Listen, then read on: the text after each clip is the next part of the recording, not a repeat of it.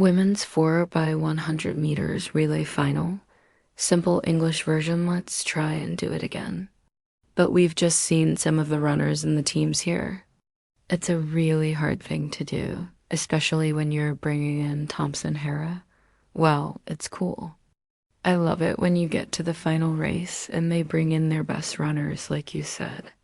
So, no matter what we saw in the earlier races, we don't really know what's going to happen in the final race. And like we just saw, you've got to get the baton to those runners on the later parts.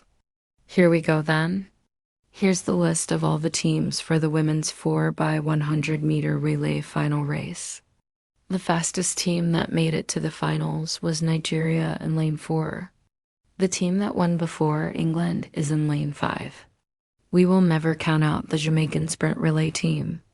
They're in lane 9, then Scotland. Matt, Lemalone, and Spence made it to lane 8 for this 4 by 100 meter final race. Australia is third.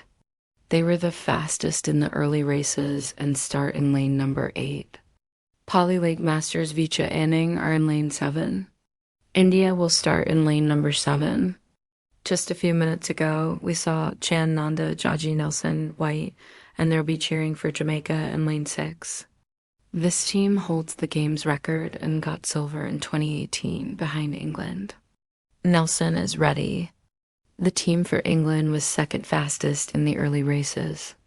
And Ashley Phillips was in that World Championship team just a few weeks ago. Leading them off. Nigeria has 2 parts for them. Ali is in lane number 3, and that will be Ghana. They were 6th fastest to make it to this final race. Okay, Ali is running in lane 4 for them. And there's your lineup. All the teams ran 3.5 seconds to make it to this final. So this is the Supermen's 4 by 100 meter relay final. Music, and now our final action. Can England keep the title they won? They won by just 600ths of a second that time. I remember long jumper Lorraine Eugen brought the baton home for the English team.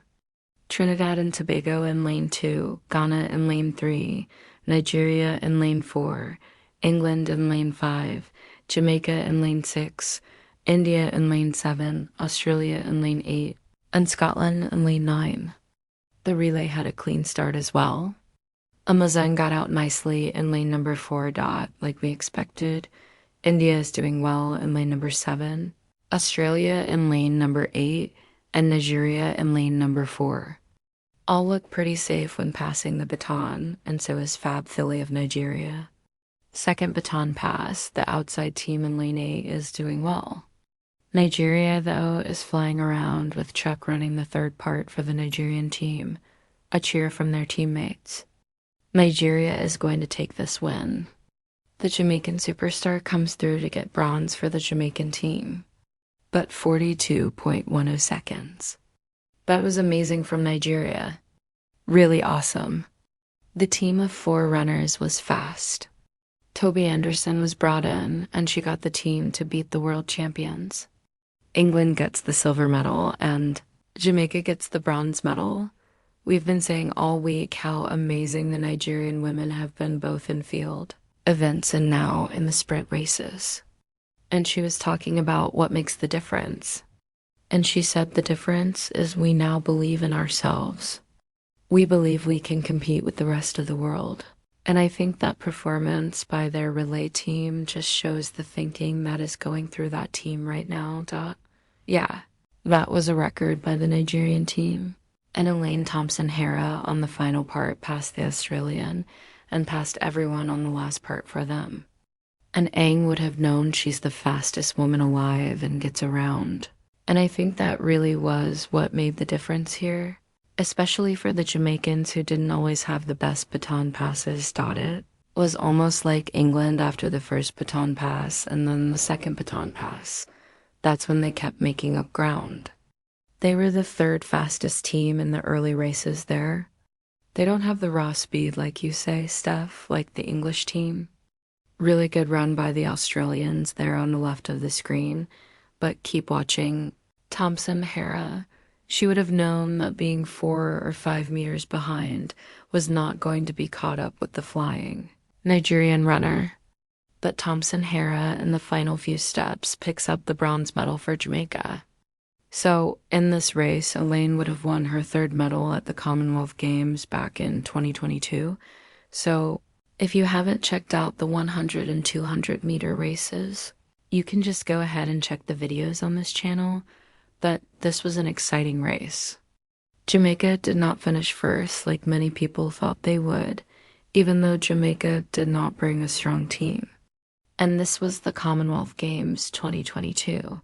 And like we know, there's no Team USA because USA is not part of the Commonwealth countries.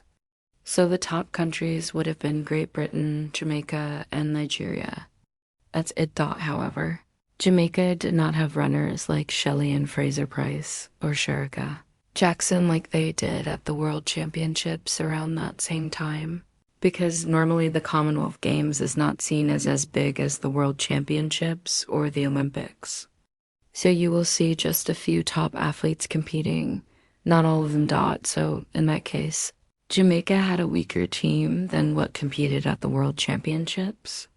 But Elaine was in great shape because she had just won the 100 meters. Then she went back and won the 200 meters. So many people were expecting her to at least get the baton closer to any one of those anchor runners. And we know she would have done the damage. Well, she did do some damage as we saw because she got the baton in around 4th or 5th place and she ended up coming 3rd. That final part was so amazing. If the race was a bit longer, I'm sure Elaine would have caught all of them. But she was only able to get Team Jamaica into 3rd place dot, and that sprinting alone was incredible because Jamaica wasn't doing that well during the relay races, as you can see. The baton passes weren't the smoothest. And of course the sprinting wasn't at the top because when you have Great Britain with a stronger team and Nigeria with a stronger team, they took over the race. But once Elaine got the baton, she just sprinted and made sure that those athletes that competed in the 4x100 get to go home with a medal. And that's how Elaine was running in 2022 and 2023.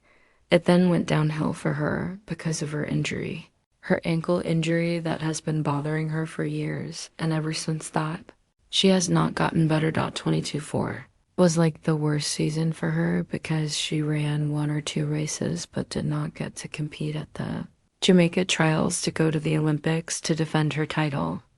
And like we know, she was back-to-back Olympic champion in both 100 and 200 meters.